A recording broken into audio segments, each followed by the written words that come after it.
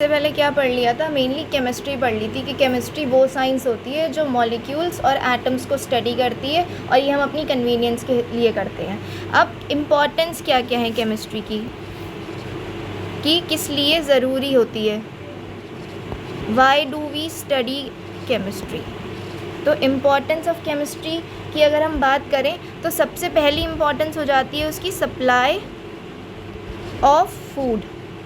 अब supply of food कैसे इसकी एप्लीकेशन है, इसलिए कि जैसे जैसे पॉपुलेशन बढ़ रही है, जैसे जैसे आपकी पॉपुलेशन बढ़ेगी वैसे वैसे आपको न्यू टेक्निक्स चाहिए होंगी, क्योंकि क्लाइमेट चेंज भी हो रहा है, बाकी चीज़ें भी हो रही हैं, तो फूड की शॉर्टेज हो सकती है। तो जो फूड है वो उतनी स्पीड से नहीं बढ़ रहा है। अगर आप एग्रीकल्चर का प्रोडक्शन देखो तो जो एग्रीकल्चर का प्रोडक्शन है वो ऐसे बढ़ रहा है 2, 4, 6, 8, बट जो पॉपुलेशन है वो इस तरीके से बढ़ रही है 2, 4, 8, 16, 32 ऐसे। अब इस पेस से आप कोप अप नहीं कर सकते हो, तो आपको चाहिए होगा कि आप कुछ ऐसे मॉडिफाइड क्रॉप्स लेके आओ जिनकी क्या हो, क्रॉप्स ऐसी हो जिनकी क्वालिटी अच्छी हो।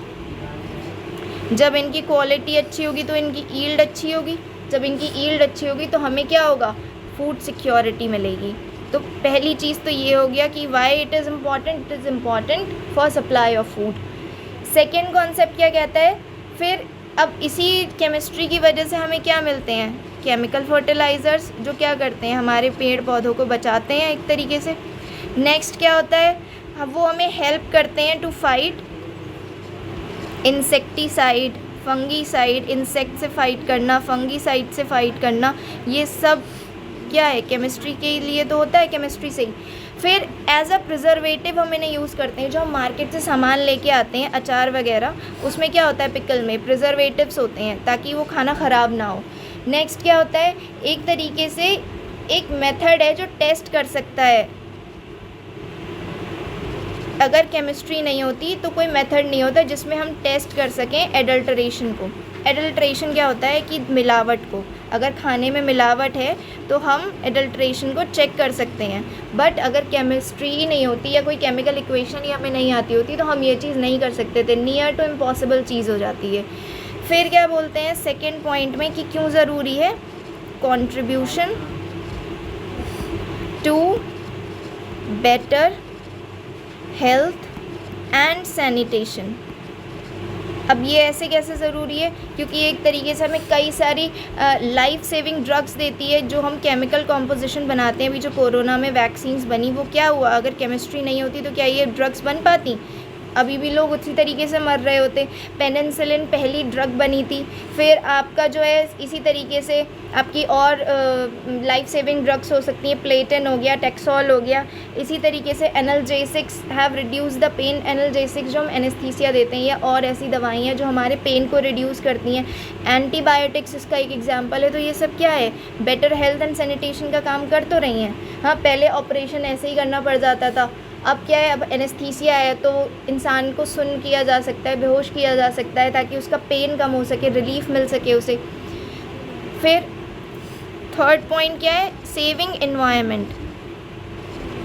हम एनवायरनमेंट को बचाने के लिए भी कुछ कुछ चीज़ें करते हैं, जैसे हम रेफ्रिजरेटर्स में हमने CFCs का यूज़ करना शुरू कर दिया ताकि ग्लोबल वार्मिंग कम हो सके, फिर बाकी चीज़ें यूज़ करना शुरू कर दिया।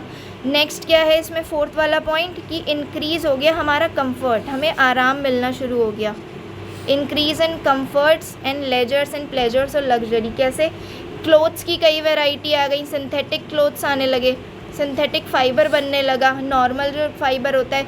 फिर ऐसी बिल्डिंग मटेरियल्स और ज़्यादा मजबूत बनने लगे, उन बिल्डिंग मटेरियल्स का हम इस्तेमाल करने लगे कि शॉक प्रोन या मल्टी स्टोरी बिल्डिंग बनाने में इस्तेमाल होने लगा। मेटल्स की सप्लाई होने लगी। नेक्स्ट डोमेस्टिक यूज़ में भी आता है। डोमेस्टिक यूज़ में भी तो हम कई सारे आर्टिकल्स यूज़ करते हैं, शुगर है, पेपर है, सॉल्ट है। इसमें क्या है, केमिकली तो हम करते हैं, आयोडीन मिलाते हैं सॉल्ट में ताकि किसी को गोइटर ना हो, वो सब किस में है। फिर एंटरटेनमेंट के लिए भी है, सिनेमा में हो गया, हम वहाँ पे क्या करते हैं, कैमरास यूज़ होते हैं तो उसमें भी तो केमिकल होता है जिससे वो फिल्म कैप्चर होती है, जाती है पूरा। फिफ्थ पॉइंट क्या है, ट्रांसपोर्ट एंड कम्युनिकेशन में आसानी हो गई। ट्रांसपोर्ट एंड कम्युनिकेशन में कैसे आसानी हो गई, पेट्रोल, डीजल, ये सब क्या है, आपका केमिस्ट्री से ही तो आया है, और कैसे आया है?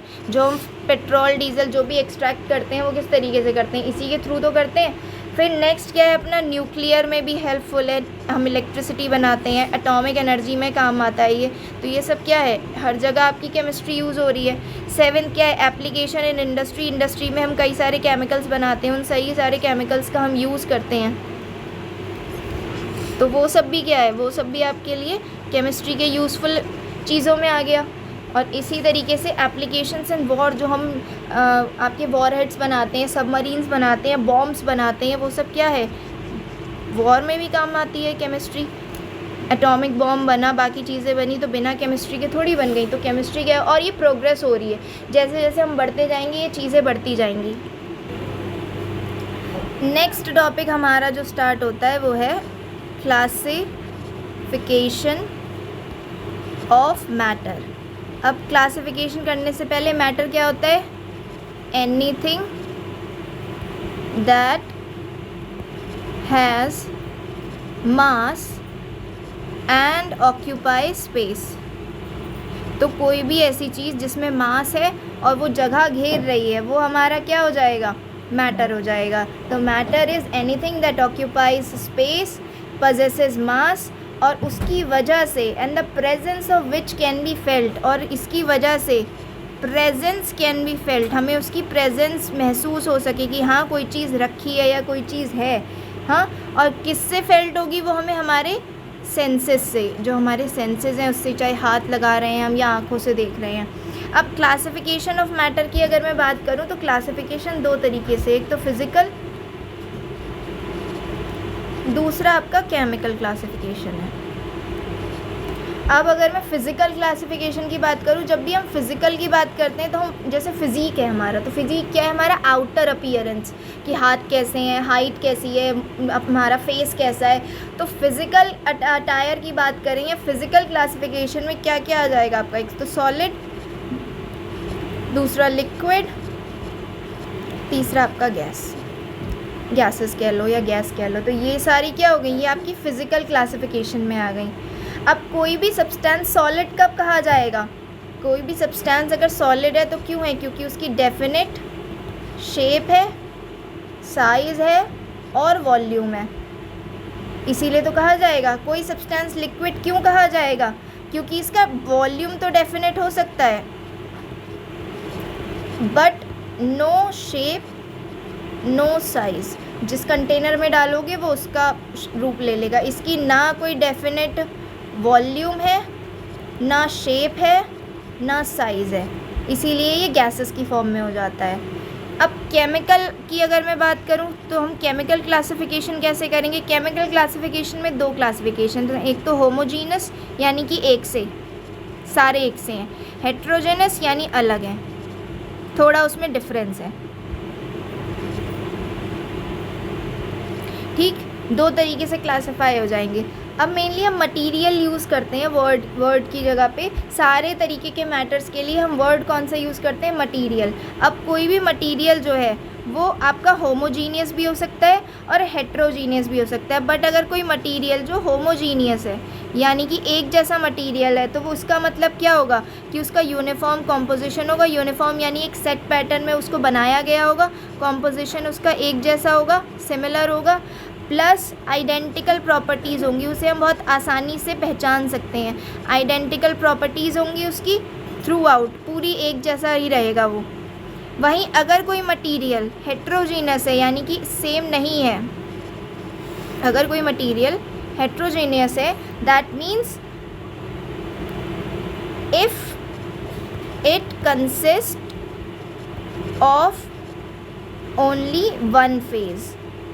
अगर कोई मटेरियल आपका हेट्रोजीनस है तो उसमें कई तरीके की चीज़ें हो सकती हैं। हेट्रोजीनस का मतलब ही ये है कि होमो का मतलब सब कुछ सेम है, हेट्रो का मतलब कि डिफरेंस आ रहा है, कोई ना कोई डिफरेंस उसमें आ जाएगा, तब वो हेट्रोजीनस हो जाएगा।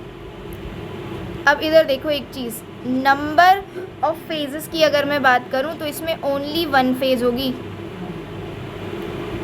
ओनली वन फेज़, एक ही फेज़ है, एक ही जैसा सब कुछ होगा होमोजीनस में। इसमें अगर कोई मटेरियल हेट्रोजीनस है नंबर ऑफ़ फेजेस, कई सारी फेजेस हो जाएंगी, तब हम उसे जाके क्या बोलेंगे, हेट्रोजीनियस बोलेंगे। तो केमिकल क्लासिफिकेशन अगर हम करें तो हम ऐसे ही करते हैं कि जितने भी हमारे मटेरियल्स होते हैं, हम मानते हैं कि वो कुछ कुछ सब्सटेंस के बने होते हैं, कुछ कुछ चीज़ों के बने होते हैं, और जितनी भी मटेरियल्स हैं जिसमें सिर्फ एक ही तरीके का सब्सटेंस है, एक ही तरीके की चीज़ है, वो प्योर सब्सटेंस होगा। ऐसे समझो कि जितने भी मटीरियल हैं वो हाँ किसी न किसी सब्सटेंस के बने हैं, हाँ, और अगर कोई सिर्फ सिंगल सब्सटेंस का बना है, यानी कि उसमें एक ही जैसा सब्सटेंस है, तो वो प्योर सब्सटेंस हो जाएगा क्योंकि एक जैसा है। वहीं अगर उसमें कई सारी चीज़ें मिली हुई हैं, हाँ, अगर उसमें मिक्सचर है, उसमें कई सारी चीज़ें हैं, तो वो मिक्सचर हो जाएगा। मिक्सचर क्या है, हेट्रोजीनियस हो जाएगा। अब इसी तरीके से हम उसे प्योर सब्सटेंस को कैसे क्लासीफाई करते हैं, एक तो हम एलिमेंट्स में करते हैं, दूसरा हम प्योर सब्सटेंस को कंपाउंड में क्लासीफाई करते हैं। ठीक, अब मिक्सचर्स को भी हम कैसे करते हैं, एक हमारा होमोजीनियस हो जाता है यानी एक जैसा, दूसरा हमारा हेट्रोजीनियस हो जाता है यानी कि जिसमें कई सारी तरीके की चीज़ें हो जाएंगी।